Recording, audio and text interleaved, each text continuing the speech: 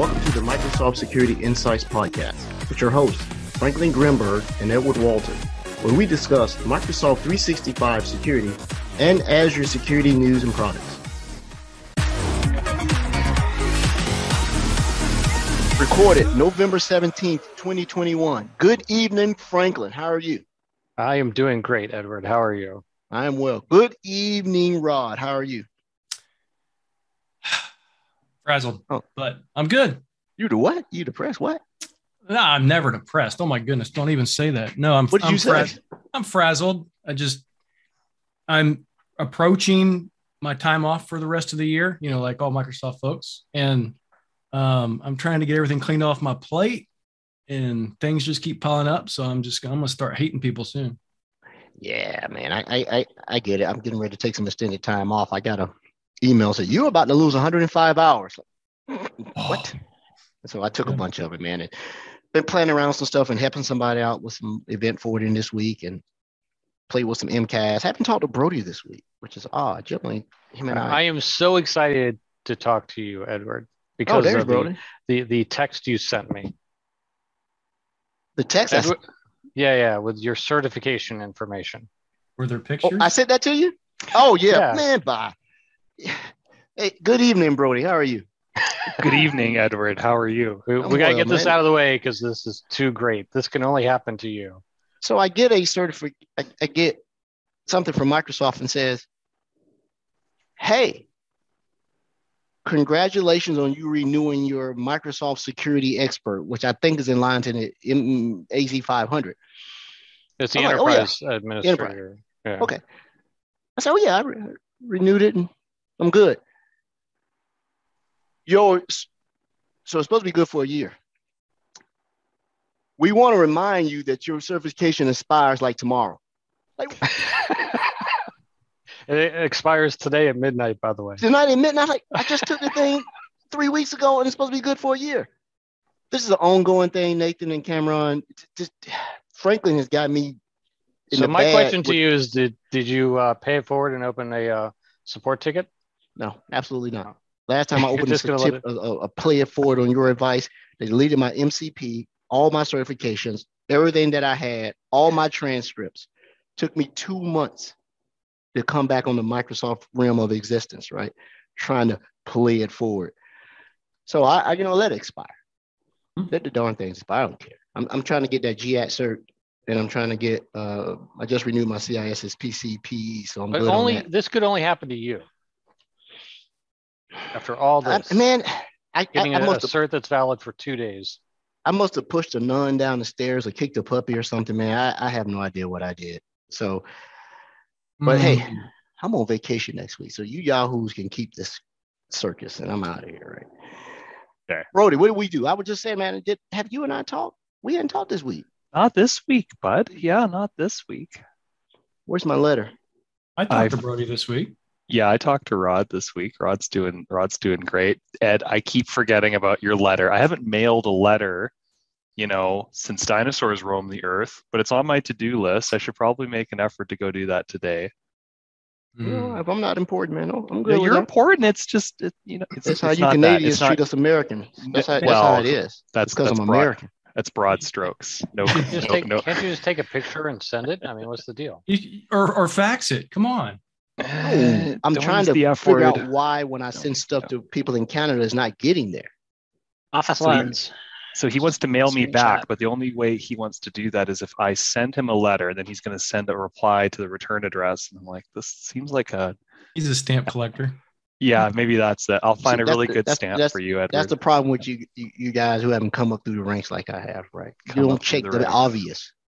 Power path ping. Power path. What's the third? Power, you gotta have power, you gotta have I didn't path. come up through the ranks, I don't know. There's one more. I forget what it is. You gotta check the basics first, right? So I'm doing something wrong. I got some buddies up there and I'm sending stuff and I still see it in Detroit. It's been in Detroit for 2 months now. Okay, I'll mail you a letter tonight. I'll go tonight. You don't mail me no There's letter, no hockey game on tonight. We won last night. Go Jets. I'll go mail you one tonight. Let me put my BS goggles on real quick. You have BS goggles. Why don't you wear those all the time? I don't like self-reflection. Well, enough of that. Rod, I would ask what you've done this week, but I know and our listeners don't care. You just keep churning out stuff and you're making everybody look bad. I'm covering for you. I care, Rod. Thanks, Brody. Hey, did you guys know this? Let's get into the show with our guests. Be respectful of their time. So, I like to brag. I'm a pretty good runner and stuff. I won some races. I'm sponsored and all that. I did not realize Rod is a world-class runner, man. Cool. Oh, my. I am nowhere in his league. He could spot me 3 miles, probably in a half marathon, and run me down. He runs like 15 miles a day. And I'm like 30 years older than you are. You 1 year older than I am. Maybe 2. Rod, you're not 100. 5. Yeah. Cameron, Nathan, we got the wannabe comedians here, and they love. You can tell who's the guy that gets beat up on all the time. So, to our listeners, I'd like to, and our watchers or viewers, whichever the word is, I'd like to introduce Nathan and Cameron. They're going to talk about something super interesting, like a little garage project, passion project, mechanics project. But what they've done is it's actually pretty cool. Ross already brought it to my attention, and we're lucky to have them on such short notice. Is that so? I wouldn't do justice or trying to introduce either one of you. I'll let you choose to go first. I'll go quiet. One last thing to our listeners. This podcast is sponsored by Red Cup Security. If you're not drinking, you're not thinking. How about we do that? Yeah. Red Cup Security. Right. Yes, I need a drink. So Nathan, you went green first. Go ahead and introduce yourself, and then Cameron will go to you, and we'll be good to go. All right. So my name is Nathan Gao. I am a Microsoft employee for a little over 7 years now, and came into Microsoft as a SCOM, Premier Field Engineer, supporting System Center Operations Manager during that time. I wrote this cool little product management pack called the Security Monitoring Solution for SCOM that it got some legs. People use it, that kind of stuff. I used that as a way to transition into a cybersecurity role. So I joined MCS about a little over 3 years ago.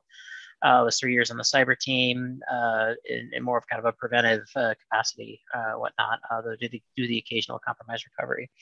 And have recently switched to a technical sales role, which is just something new I'm trying.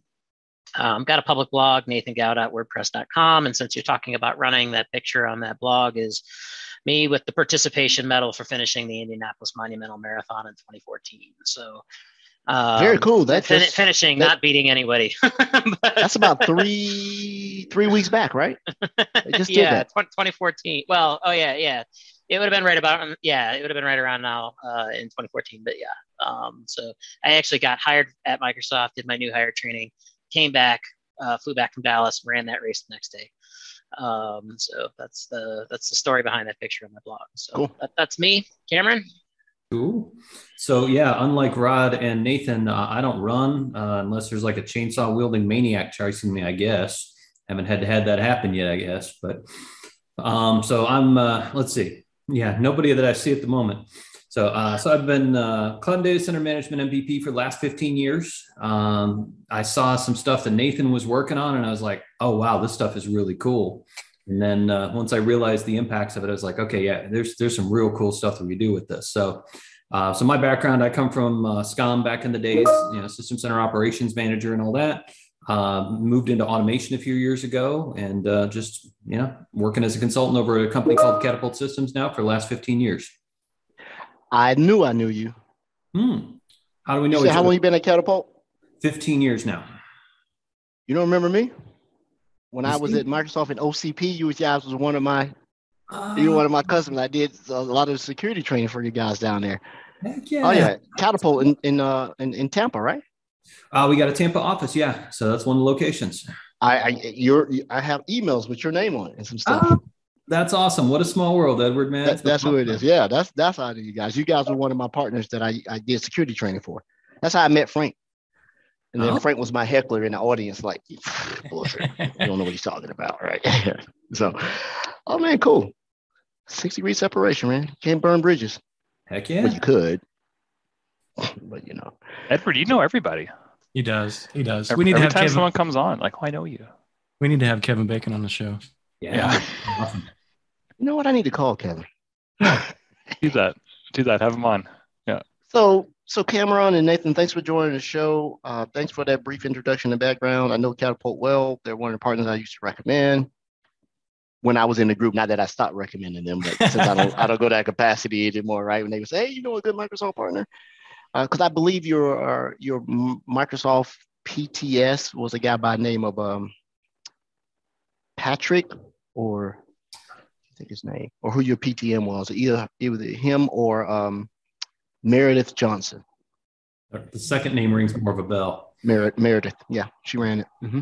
So what are we here to talk about today? What cool things are you going to enlighten us with? You know, and it's hard to impress Brody. All right. Hey, I'll start us off and then probably kick it over to Nathan and Rod, because just kind of where this came from. So for those, if there's any old school SCOM people in the house, there's an event out there called SCOMathon. Where they actually bring together people that are system center operations manager, administrators, and there's hundreds or thousands out there, believe it or not. So if you go out and look up SCOMathon, you'll find multiple years now that we've gone out and done this online conference, right? So I was on it and I was speaking on the topic, and then I heard Nathan's session. When I heard Nathan's session, he started talking about all this on-prem security stuff, and I started looking at that and looking at it through the eyes of, oh my gosh, we need this in Sentinel.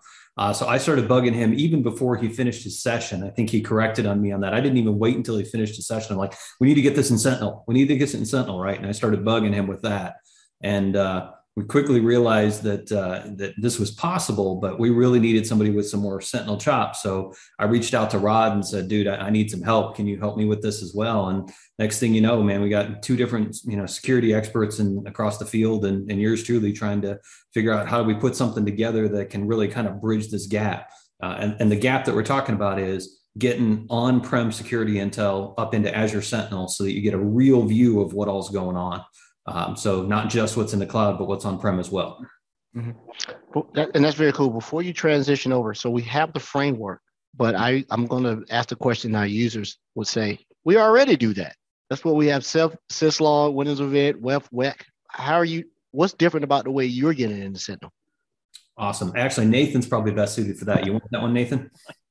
Yeah, so the biggest problem, I think, that I'm coming at this from a seller standpoint, right, is you've got the Microsoft monitoring agent, which is part of the SCOM installation that's there, right? So deploying that's pretty straightforward. You just add the workspace ID and the key, and away you go. The problem is it puts everything into Sentinel, and so for on-prem environments, it becomes prohibitively expensive in a hurry. What we're doing that's different is we're basically giving users control over what they can put into Sentinel. So we can obviously forward WEF data in there. The solution that I wrote for SCOM actually discovers Windows event forwarders, and we can forward whatever we want. But the beauty of this is we can choose what goes. So instead of this pumping everything into Sentinel, we can pump relevant security information into Sentinel and leave the rest of it on-prem where we're not getting charged ingest costs. So that's probably the big selling point behind it. I've also turned on SCOM syslog capabilities. It's one of those little known features that SCOM had that no one used. And we've turned it on, and we're forwarding syslog security alerts into Sentinel as well. So, in the current setup, right, you got to stand up a Unix box. You've got to put some sort of, I'm not an expert on this, because some sort of agent's got to go on the Unix box in order to configure it in as a solution in the Sentinel. So there's a little bit of work and stand up required. And then you got to take all of your Linux and Unix devices and point them at that. For this, you just drop the solution in the SCOM. It's already activated. Point them at it. You're done. There's really not much to it. And doesn't have to be discovered in SCOM or anything. It's as soon as it starts receiving security syslog events, it just forwards those 4 facilities right into the cloud, and we're done. So I think that covers where you're going with that, Cameron. But part of go ahead, Rod. Yeah, well, and to kind of add to that, some of that value proposition. Yes, today from a Sentinel perspective, yeah, we absolutely do have that capability to send stuff from on-prem and other clouds and everything to Sentinel. We're doing it with agents, obviously, and this solution is still, right, an agent-based, same agent. However, the beauty of this is that, doing the research within Microsoft, we still have about 18,000 active System Center subscribers, our customers. Those customers that are using things like SCOM are still kind of notoriously on-prem, right? They're using maybe a little bit of cloud, not much, but this gives them the capability to be able to do all that stuff. So they're already not using the cloud. They're not going to install that agent on their systems and then send stuff to Sentinel. But in respect to this, since they already have an active SCOM environment, why not just enable security for like an on-prem SIEM for the entire environment, and then just send it from a single point, that single SCOM server, to the cloud, to the log analytics workspace for Sentinel, instead of, because right now the best practice is to take that agent and stick it on every server in your environment because it's a server agent, right? We're not asking folks to stick it on workstations, but we're just now sticking it on one single SCOM server to send that stuff to the cloud. Everything else is done inside. And Nathan will talk here in a little bit too. The other cool thing about this, it does everything, right? So it does the syslog stuff. It does the event forwarding. It does the other stuff and still allows us to be able to filter and send that stuff. So these 18,000 customers that are reluctant to go cloud, some of them absolutely want to, but they haven't been able to provide that business case to management yet. But those ones that are reluctant, they can do it in a much more cost-effective manner than just, kind of trial and error to see, every month to see how they can adjust their costs. This one, they literally can send only what they want to the cloud. What table does the data hit inside Sentinel? So that's a good question. The information. Franklin, can you repeat that? I didn't hear the question. What table does this hit with inside Sentinel if I want to query the data? The events table. It'll hit the events and the alert table. So alerts will go into the alert table and the event will go into the event table. Very cool. I can see some obvious benefits of this, so forgive my ignorance. And at the end of the call, I'm going to shake the tree a little bit and ask a question. But I'll wait till the end on this question. But with your solution, and I don't know anything about SCOM, my system-centered configuration manager might be the closest I can say I know something, right? But what SCOM, you also have the ability to build redundancy, right? Because when you do that and you have a SCOM management server, don't you have a redundant server? What do you call that pair? It's management group. Management group. Okay, that makes sense. And so that management group is enabled to do what your product does, or do you have to put it on every node of that management group? So you only have to import a management pack once into SCOM. Now, you do have to connect your SCOM management group to log analytics. I mean, that's kind of, step number one. Mm-hmm. And you do have to configure each management server in SCOM to sync with log analytics. I haven't tested it, but my assumption is since the agents can, in theory, report to any random server, every management server is going to have to sync in order to make sure that the data is going into the cloud. But that's literally just a couple of clicks and you're done. What about the pitfalls of redundancy? I mean, getting redundant logs. If you put it on each one, is there a master head server? No, not really. Not with SCOM. Not with SCOM? SCOM, yeah, well, I don't think SCOM's going to send you duplicates. I don't think via the nature of how it works. So, I mean, if you had an alert that occurred within an environment, Nathan, it's not going to send you multiple instances of that alert. No. It's going to say, hey, I got somebody cleared an event log on domain controller 1. It's not going to send that multiple times, even if you have this configured on multiple management servers. Correct. So, there are a couple of exceptions to that, and that would be in a scenario where you have an event that shows up on, say, the PDC emulator, as well as on another domain controller. So account lockout events is a really good example of that. Now, I don't actually generate an alert on an account lockout event, but if I did, that would be an example of where if it showed up on the PDC emulator and it showed up on the DC it locked out on, you'd get two. I mean, there's a simple solution for that. For those types of events, right, you target the PDC emulator. You don't worry about the other DCs. But well, let me ask that problem you described doesn't happen. So let me ask another question. I think because my lack of knowledge around SCOM is, I understand the redundancy of taking servers, creating a management group, and having more than one server so you don't lose your orchestration master. It's the terminology master, and then you have slave nodes, or do you have a primary, secondary, tertiary? And if the alerts are coming in, where do they go? Do they go to all the servers in the management group, or do they go to, how does it stay synced? Because I'm thinking, if you got to configure this, you send out one management pack, it goes. If all the servers are seeing the same thing, who is sending? to log So analytics? the actual sender is the agent itself. Okay. And so the agent sends to a specific management server, and then the management server will have instructions on what to do with it based on the right action that's in the XML itself.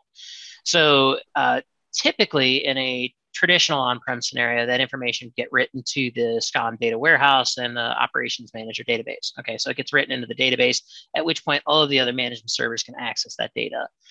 Now, in this particular case, since the instructions, well, some of the instructions say send to cloud, right? And so it's not like you send one, and we can verify this when you see that. You won't send one alert, right? Or you'll just send one alert, I should say. But it's just to write the cloud. The management server is just going to take that information and forward it right up to log analytics, and that's that. So basically, it sounds. Go ahead, Cameron. I'm sorry. I mean, to summarize it, basically, we get to piggyback off of the infrastructure they already built into SCOM. You know, mm-hmm. Once you create a resource group, that in essence, we don't have to care, who it's communicating with. We just use those resources to our advantage. We don't have to deploy the management pack to multiple different servers. It handles all that redundancy for us in essence, so we don't have to worry about it. So when I'm querying those tables, can I query to figure out who the source server was to send that over out of that management group? That's in there. It's in there? Okay. Yep, I'll show you. When we get to when we get to that point, I can show it to you. It's all there. Anytime you want to share your screen and demo us to death, we're here for it. Our listeners love. Cameron, are you ready for that? I know we're kind of getting off script a little bit, but we got no script. That's all good. If you want to all right, fair enough. While he gets ready to demo, let me throw out something here that they may not have caught or thought about based on what you just said, because it just rang some interesting bells for me. So we on the SCOM side are not limited to servers. So we actually could do, you can deploy the SCOM agent onto workstations as well, which means that in essence, we're not limited to data collection off of servers. We could data collect off of any endpoints within the environment using the same SCOM infrastructure. So this is going to make my question at the very end a little bit more interesting. I love starting up messing. I can get my sysmon logs, right? That's all that I care about. Yep. I think sysmon logs. Sysmon, no. I think you said syslog. No. Sysmon, no. Yeah. I think there's already a sysmon connector for Sentinel, is there not? But yeah.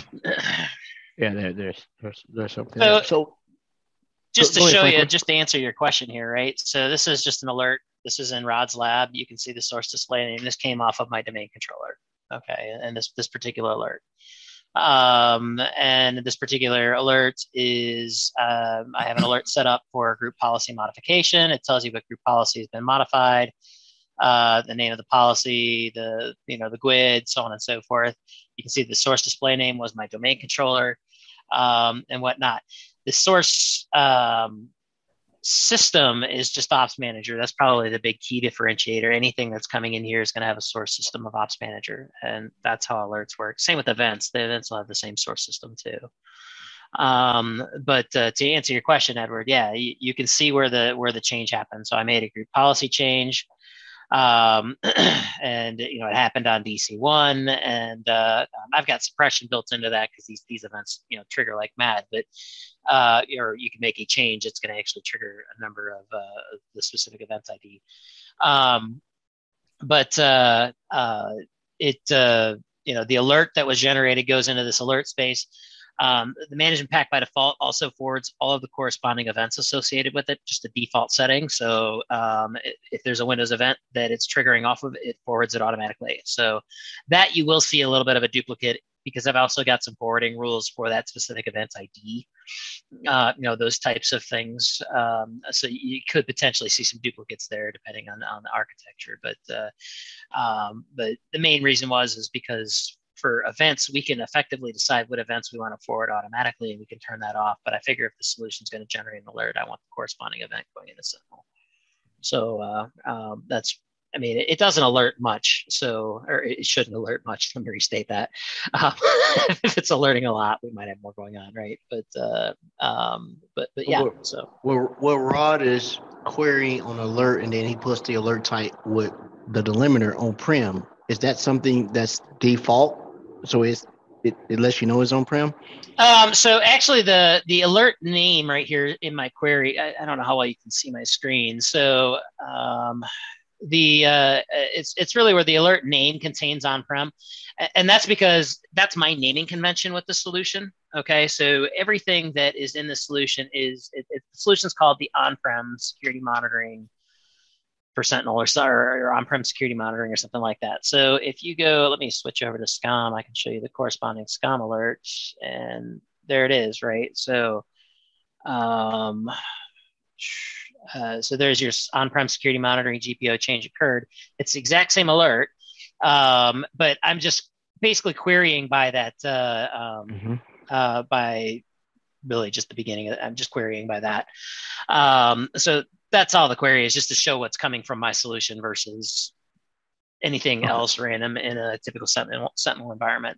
So that's the thought behind it. You can kind of go into the alert itself, and this is all the same data that you saw in Sentinel, right? You can see the name, the domain policy, the actual GUID, and so on and so forth. So all of that alert information that you see in SCOM, it's really just been flipped straight into Sentinel. What is the performance hit, if any, or workload increase by doing this? That's a good question. We don't know. I hedged that because he said that last time we got a question like that as well. So let me hedge that for you for a second. So the management pack that he wrote is a parallel to the existing management pack that he's already got that's deployed to a whole lot of customer environments right now running in SCOM.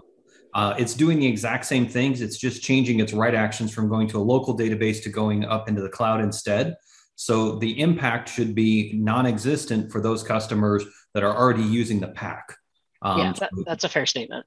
I would be somewhat concerned about larger environments to some extent. The bigger the environment, especially SCOM's always struggled a little bit with high volume security logs. Now it is the same agent. Okay. So, I mean, when you deploy Sentinel, you are deploying the exact same agent that's on the SCOM server, even if you didn't have SCOM. So the agent itself, I think, can handle it. I think the real bottleneck in SCOM's case has always been writing that information to the database and the data warehouse. So let me qualify that real quick. Mm-hmm. When you say the exact same agent, are you talking about the AMA or the MMA? MMA, sorry. Okay. Yeah, AMA's new. Yeah, I got Okay. I'm just wondering, I'm like, wait a minute, did they already update the AMA and ARC? Yeah, and that's extremely good point, because obviously, we have the MMA and now the AMA. Mm-hmm. AMA requires ARC, right? You don't want to start deploying ARC across the entire environment, and particularly these customers that are using SCOM, they're probably really adverse to deploying that. So this is another, value of this type of solution. So they don't have to deploy two agents, ARC and the AMA. AMA, of course, is going to provide that filtering, but again, it's not a workstation solution. If you want those workstation logs, if you, for whatever reason, and there are a lot of customers that do, and they don't want that cost, then this is probably a much better option for them, particularly if they have an active SCOM environment. I'm not suggesting everybody go out and buy SCOM, but for those existing customers, this is a good solution. And good point on non-server endpoints, because not throwing anybody on the bus, but the Dart guys do that a lot of times. They're putting these agents on and forget to take them off the endpoint when they leave. Yeah. For those who don't know, Dart is a Microsoft incident response team. I think it's called the detect and response team. And so I've gone in behind them on a couple of things, like, who put this agent on your endpoint, right? Who put this agent across your 4,000 endpoints? And how did they do it? And so I think they got some super secret tool, right, that they use to deploy it out in mass, right? Well, I'm instead of waiting to the end to ask a troublemaking question, I'm going to go ahead and ask that troublemaker question right now. There are certain people that say you're taking food out of their mouths with your solution. How you handle that? Wow. Hold on. Who wants to go first on this? I'd argue we're putting food into their mouths. That's what Rod's been trying to say the whole time, right? Absolutely. Well, absolutely, because this is we're talking about customers, again, they're historically focused on-prem. They need to move forward. That's just the unfortunate truth. Yeah, it's a baby step. Yeah, it's a baby step to the cloud. And once they see the value of Sentinel combined with their on-prem stuff, it's all good stuff. So this is a big ACR generator. If anybody knows what that is, it's Azure Consume Revenue. That's a big factor for Microsoft folks. Well, help me understand that, Rod. How's this an ACR when you have really pared down the raw logs and you're only sending me notification and alerts? Otherwise, they're not going to use log analytics at all. Okay. Right? Yeah. And I'll go a step further. We're sending you what you need, right? So, and that's what the AMA does. That's what the intent of the AMA is to filter everything, and just send all that custom stuff. True. Yeah, especially when you helped me with custom table filtration. I think I had a question you helped me out, Rod, a couple of weeks ago. All right. So, I wanted to ask that question because we're going to get that question either in Discord or something like, you are saving me tremendous amounts of money, and from an end user, and I can maintain my retention, my hot and cold on premise. Debatable, 6 in the hand, half dozen in other. Where you spend the money, you can spend the money in more traditional on-premise storage facilities, or you can put it in the cloud and have redundancy and all that other stuff and let it be somebody else's headache, right? But I don't know much about SCOM's industry footprint. I've seen it in small shops, but mostly I see it in large shops. What's the sweet spot for this? Anybody that's using it, or let me ask this question first. I say that to the last. Let me ask this question. I know I can send it to Sentinel. Where else can I send it? What if I want to send it to Splunk, ArcSight? I think you said QRadar, right? Yeah. So, I mean, this solution is obviously designed for log analytics. I've worked with Splunk guys in the past where they want SCOM data. They can tap into your database just like they could any other way, right? Mm-hmm. If you were to ask, there aren't right actions to actually send it to Splunk, but you can also connect. Rod, correct me if I'm wrong. This is more your domain, but you can connect Splunk to Sentinel, right? You can connect those two. So data's in Sentinel now. Splunk can get it. Well, not connect, but yeah, you can share data. Let's put it that way. Share data and I believe in Splunk there is a SCOM pack. I've seen a SCOM pack that's a management pack or alerting pack from Splunk for SCOM somewhere. I think I've seen that. I have not. Be surprised when you can't find the answer, and then you go down a rabbit hole. Right? Okay, I'll take your word for that. There's a guy on the team that he's a Splunk expert. UMesh. I think he might have showed it to me. I don't know if it's really available or maybe because you can write your own packs and submit them to Splunk if you don't have what you want, and they'll go, yeah, this is pretty good. We'll go ahead and add it in, right? Sort of like their version of a Git. Right? You just put it there. I found it. It's on Splunk's community site. Yep, there it is. I know I've seen it. Is it for Splunk monitoring or is it for Splunk connection? It's a Splunk add-on for Microsoft SCOM. Yep. Okay, so that's a connection then. Okay, all right. So what we've done then, in essence, is provide a parallel to something that Splunk already created, but now in this case for Sentinel, right? Very cool. It's a gap, right? So I'll add another thing. I'm on the sales team now. I mentioned this to a couple of my colleagues. One of them was a former Splunk person, and he was just like, "Well, this is big. This is a huge pain point that we've had in the Sentinel world because Splunk wins a lot of these on-prem competes. So nothing against Splunk, right? But it does give us a better competitive story there than what we currently have because it gets really expensive." So, for what that's worth, maybe Azure Arc long-term might be the right answer, but that's going to require infrastructure deployment and all sorts of other things, or you've already got this infrastructure in place. It's just a matter of dropping in the solution going. So Gartner, Forrester, IDG, and whomever the pundits are, made Splunk a security company. They were not. Right. They were a capacity operational up-down company. And people go, oh my God, you brought in firewall logs. And they added S to IEM. and then that you could say Gartner created SIM, right? And so then you start getting the open source people to jump on it because it seemed open source at the time, but it was just it was an operational product that when people start bringing security device stuff, somebody added S to the other ones. And they went from M to SIM. Can I see the data in the event table?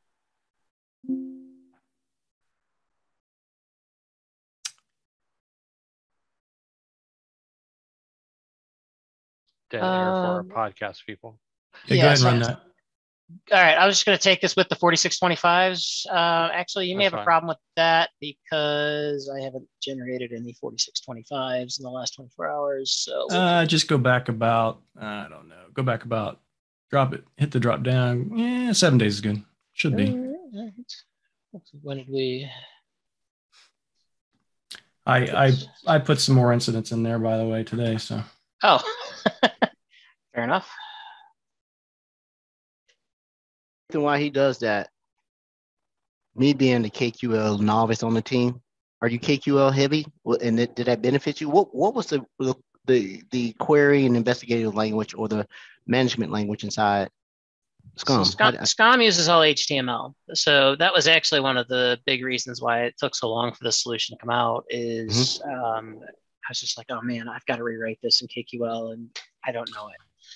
So and then Cameron's like, you don't need to. This is how you do it. And that's kind of the story. have you guys written any parsers for this Yep. that's open for the public? And Yep. also, have you been working with that team that's standardizing the ASAM. data structure? Yeah, Yep. for Yep. working this through. Yeah, so a couple pieces on that. So if you go to aka.ms/Sentinel hybrid, everything that we've created so far exists there. This management pack, the instructions, a little bit more information. We've got a wiki there. The detections that have been written already. The detections are specific to the solution currently. We have submitted to the private preview program for Sentinel. So my guess is, as part of that private preview program, some of this will be normalized even further. And in fact, we may get to the point where this data is not ingested into the event table, but more so probably security alerts. So it's a little bit more uniform, because the goal here is not to have to recreate literally every analytics rule, every rule or every detection.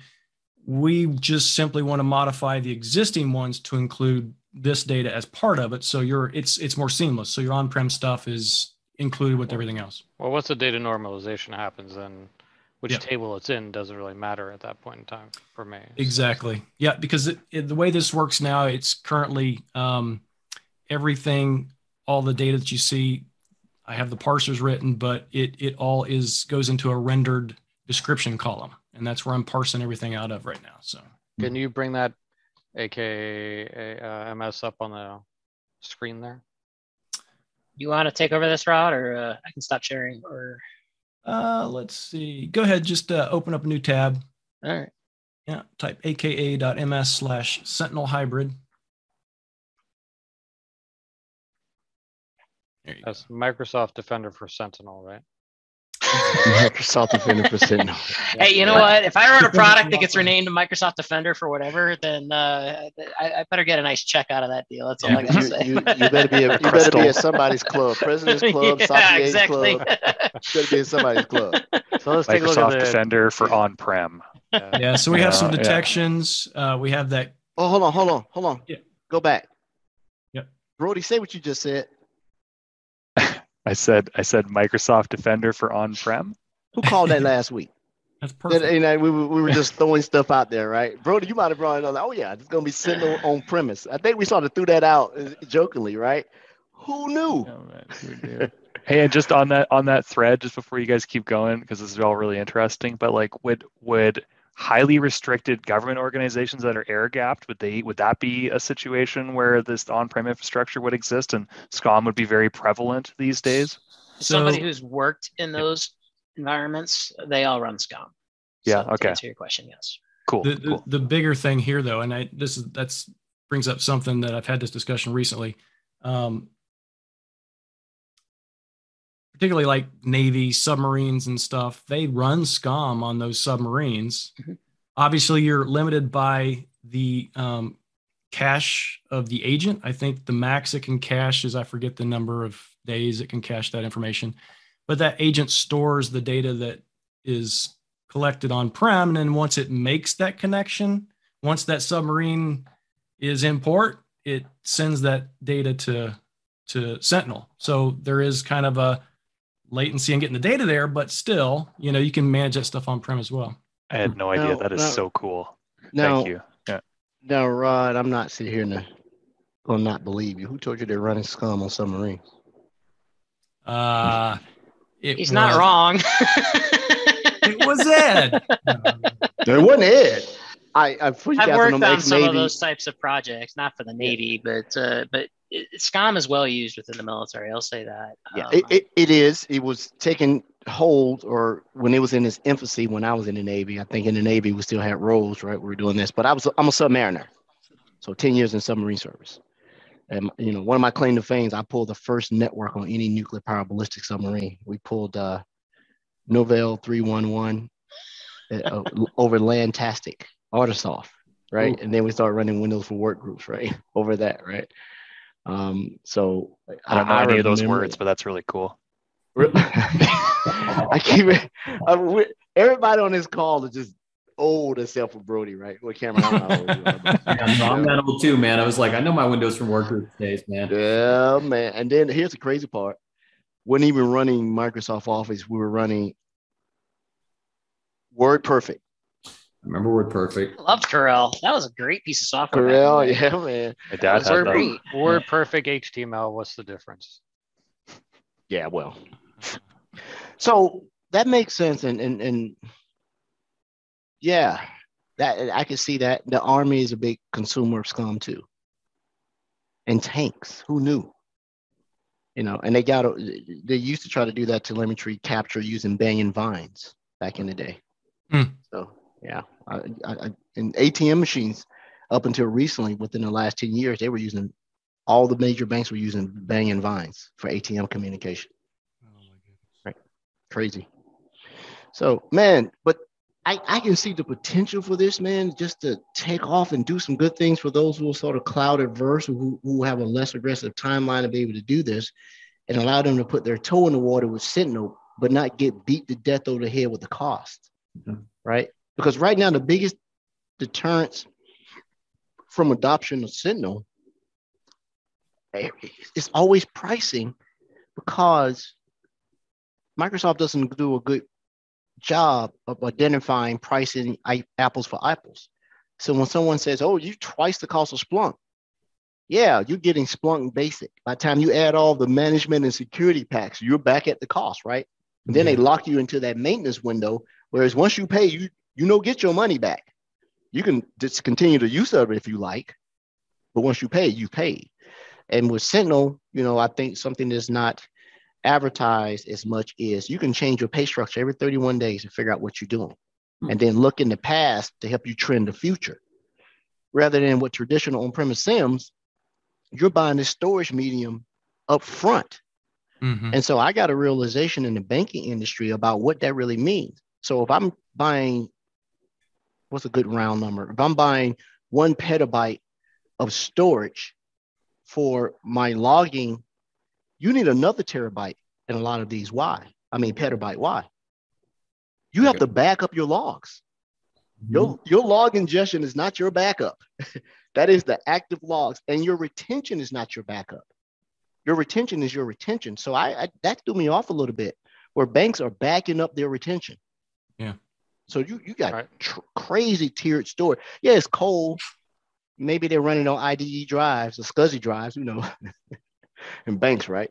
But this is really cool. All right, so this is not Windows for Work group, but if anybody needs an unopened copy of Windows and NT Advanced Server, I can give you an unopened copy of this. All right, we got a giveaway for the best comment.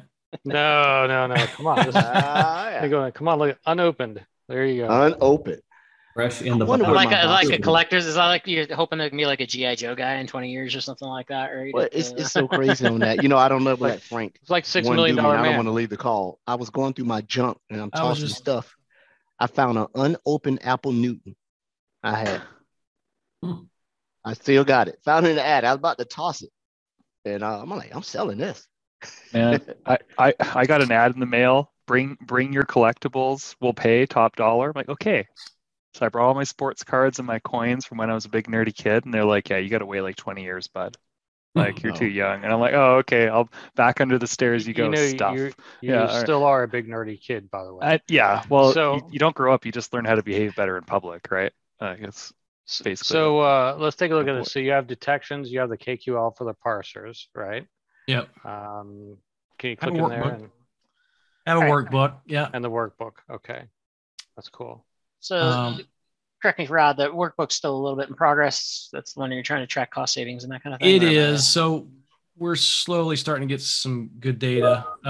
So this has been running for a little bit. I'm trying to get the cost comparison data because I think that's important, because it's one thing to say we're only sending X, but over a period of time to show the difference between, because I literally have that both agents that sit on my PC, so I can track, I monitor that that usage table all the time to watch for data ingest. So start to get some create a good calculation to do the comparison.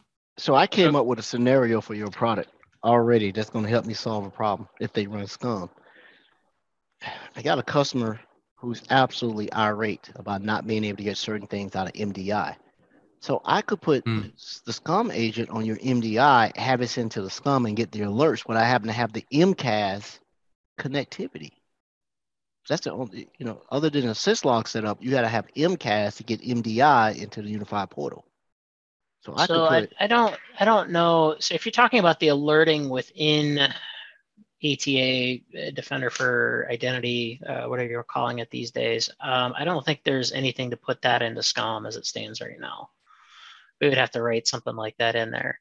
Now, if you're talking about if you're talking about the actual events that are on a domain controller, we're forwarding the Sentinel. Like if you go and look at the Sentinel documentation where it says like the minimum events that we want, right? So the 4624s, the 4625s, 4688s, 4663s, all of those.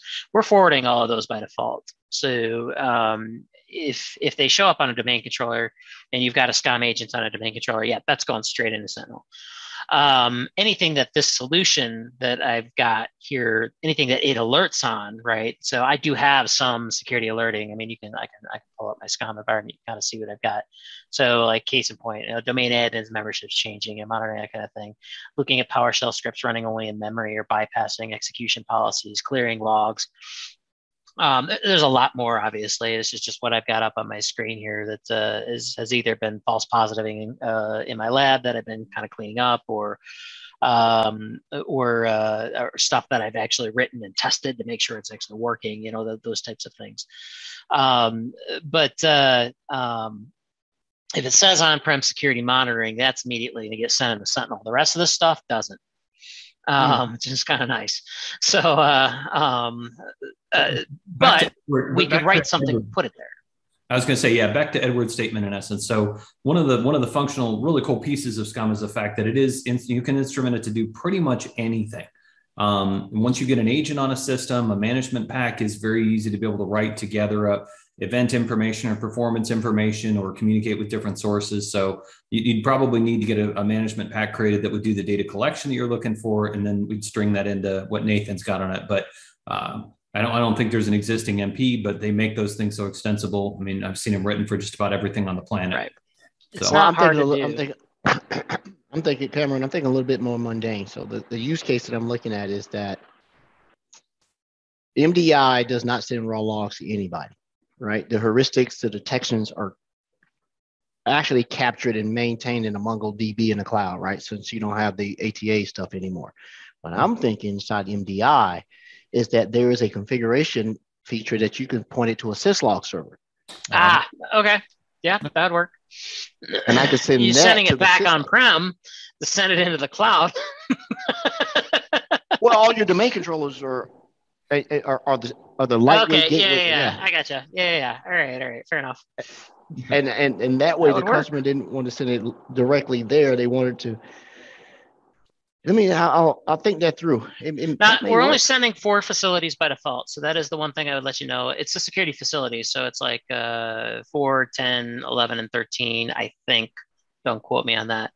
Now, again, we can send more facilities. It's just a simple rule that you would write, back to Cameron's point. But we tried to set this so that it's sending just what we need, not everything. The idea behind it is to get people in there. But to actually send additional data into the cloud, I think the one real downside to it is that right now, the RAID actions that are being used in the solution are not exposed via the SCOM UI. So you would have to write a solution to collect this data. You'd have to export it, and then you'd have to manually add the right actions into the XML. Mhm. That's a copy and paste. It's not that difficult. I've got instructions on how to do it on my blog, as well as even on this site. If you go into the SCOM folder, I have this little sample forward to cloud.xml. It's just a sample management pack I wrote with commented outlines. This is what you need to grab. This is what you need, that kind of stuff. So we're not talking about something that's hard, but we are talking about something that's not a next done kind of thing. If you want to add to it. Now, I've already talked to some of the monitoring community people, and Wei Lim, who works out of the Asia Pacific area, who's written a lot of these kind of UI type things, is like, oh, well, I might be able to do that for you, so it's possible that's coming. But I don't want to make a promise on that though. But yeah, so that is the one caveat I'd have for it. If you're not getting it, it's not a lot. It's not a heavy lift, but if you don't know what you're doing, it can be confusing. If you want a bunch of useless information and just collecting for the sake of collecting, you can use Sysmon. Right. Or Splunk. You just use Sysmon, right? And do that, right? So, but the possibilities and the use cases seem to be what we can brainstorm and spitball, right, about what we're trying to get done. And I might also add, we could do the same concept would work with Azure Monitor too, right? Azure Monitor sits on the same log, or can sit on the same log analytics workspace. So if we actually want monitoring data to go from on-prem into the cloud, but again, we don't want to send everything, right? That same concept exists. As long as you're connected to the log analytics workspace and Azure Monitor is looking at it, you can do the same thing. So and I think the biggest thing is separation, or putting into the proper tables for capacity planning, up, down, stuff like that. Yeah, I can do it that way.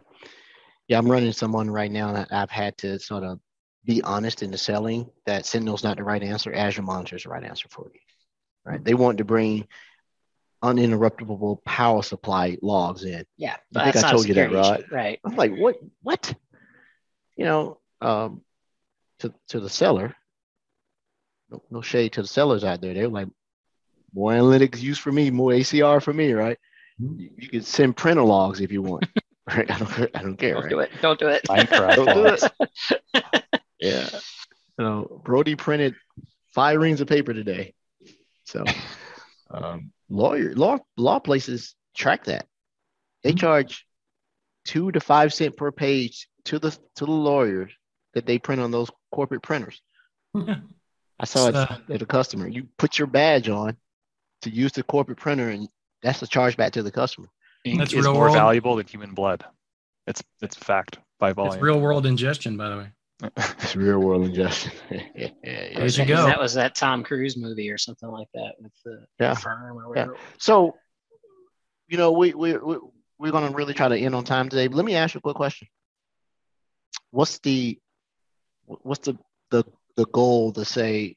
Is it, where do you see this going to the point where this makes a really big splash? I know that you're applying to have it added to the private preview and a few other things. What do you see that this solution is so light in the left that you get how would I tell SCOM consumers out there, hey man, this is what you should be doing, right? Is there, I'm thinking like a seller now. So Nathan, you got to sell it to me. I want to buy it, and I don't want to put a self or a WEC or a WEF in my environment. Why would I do it? Well, again, you can get in cheaper, and you can control what goes in. I mean, that to me is the big selling point. If you want to know where we're going with it, I think we're actively pursuing on the back end of making it an actual solution that you can turnkey from Sentinel. Do you think dark customers are the best ones, those who are cloud dark, who haven't adopted any cloud? There's still some out there. Yeah, I think I personally am of the opinion that everybody's going to really end up hybrid at the end of the day. I don't know how companies can afford to send everything into the cloud, right? Especially the larger environments. I mean, everything, it's got an ROI, right? So, the analogy I work at, $5 a mailbox a month, 100 users. Yeah, I'm going Exchange Online and I'm not thinking twice about it. That's $500 a month, and I don't have to think about email or worry about it. But $5 a mailbox a month, 100,000 users, that's $500,000 a month, right? All of a sudden, I'm rethinking. And yes, I know there's different levels versus users and all that kind of stuff. The point being is at some point it's your CIOs are going to send pain points into the cloud. They're going to send easy ROI things into the cloud, right? But they've already got this massive infrastructure that they built, they've maintained, and I don't see them putting everything there. I just don't think they got the money to do it realistically. So what is the vitality and the perceived longevity of SCOM? I've been hearing the system center is going to bite the dust every year. This is last year. We're going to MEM. Yep, and they keep releasing new versions. So they keep releasing 2022 is coming out. So yep. 2022 is coming out. The reality of the situation is that's at least a 10-year roadmap at this point in time. So, and especially when you're talking system center as a whole, config manager is not going anywhere. Config manager is one of the most adopted products on the planet at this point in time. It's not going anyplace. So system center as a whole, or any of those types of things that we used to refer to as system center, like config manager. Yeah. And SCOM's going to be around, like I said, at least a decade. So there's going to be a footprint for this. And by the way, before we wrap, we should definitely show some of the stuff in the Sentinel side, because we haven't really done that yet. Because you got to see what the cool looking stuff looks like. All of this is great, don't get me wrong, but it doesn't have any cool dashboards and such to really show around what's going on. So yeah, Rod, do you want to take over and run that? Yeah, I can do that. Share screen. And while he's prepping, I would say that in the short term, the goal is in essence that we need to improve the hybrid story.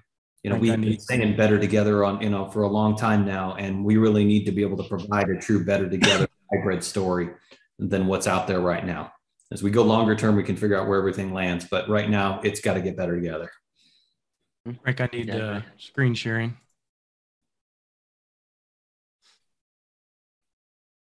Grimberg is now the host.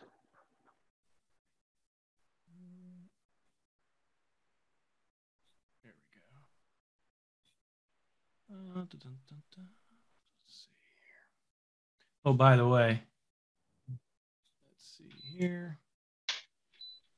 So, Frank, you can actually make a little bit of money off that Windows Server stuff there. Ooh. Look at that. Nice. Thought you'd like that. Yeah, just to kind of show you, I do have some incidents that are bubbled up here, and you see the analytics rules that I created from these. All of these detections can be imported from here, obviously. There's the alert version, and I've got the event version. But it's all based on that naming convention, that on-prem for Sentinel.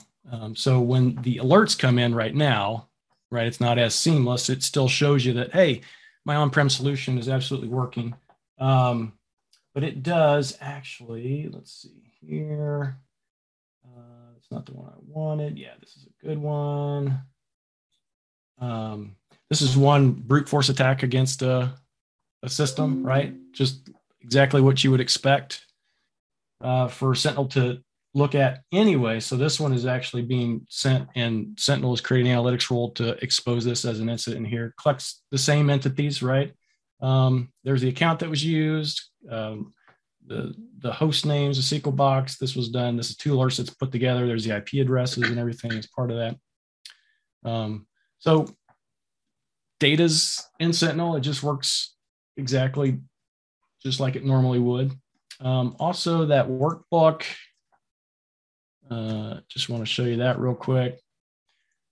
And as we start digging into the private preview program, I have a little bit more time to kind of put some of this other stuff together. But this one's just really generally just kind of show you that the solution's working, right? This is all the stuff that's come from over the past 90 days, all the stuff that's has come from the on-prem solution. Obviously, if we turn more things on, we'd have more things show up here.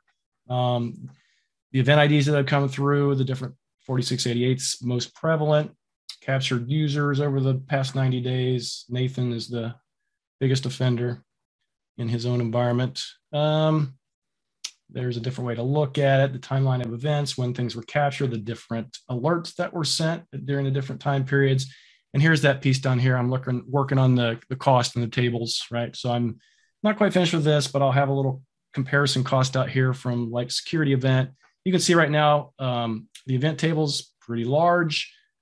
That's not all the SCOM, so I have to kind of split that out as well. The other thing, because it really coincides with the alert table, so the alert table is like almost nothing, right? So SCOM sent it to both places, so it's probably about the same information that's being put into that event table. I just need to parse it out. I haven't done that yet, so I hope to be able to do that soon. But anyway, it's really easy to. I mean, it's just like anything in Sentinel. Once you get the data in here, you can do anything with it you want. The beauty is that we're pulling that stuff on-prem, and we're not pulling a whole heck of a lot of stuff, only the stuff that we want to send at that point. So complete opposite of Sysmon. Got it. Yeah. And this is a dig at Frank. Hey, customers love Sysmon. I can't hack Sysmon. Sysmon's it's a good thing. It is a good thing. I don't like it because Frank likes it. Right, so that's it. I'm just kidding.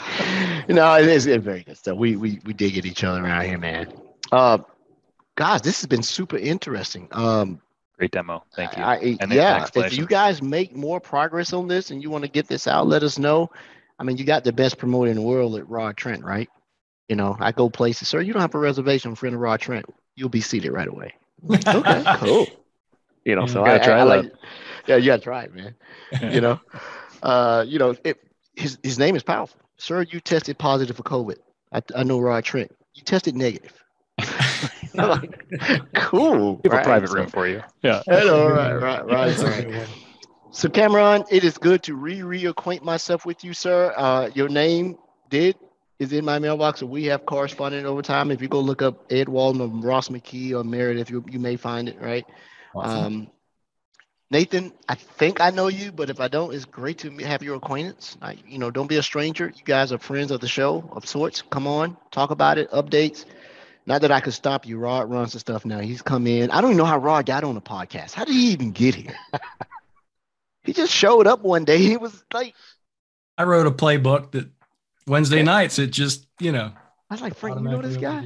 I thought you knew him, Ed. So, hey, thanks for coming on. I think our listeners would greatly appreciate this. Thanks for the visual cue. We don't get often, share the screen to be able to do this. The viewership on the Twitch time is not as deep as the listeners. And unless you have some parting words, we'd like to go ahead and give everybody time back at 6:03 or 1813. Those military folks, right? So, 1813. All right. 1803. Thanks everybody for listening. Remember, tip your waitress. Don't run with scissors in your hand, and look both ways before crossing the street.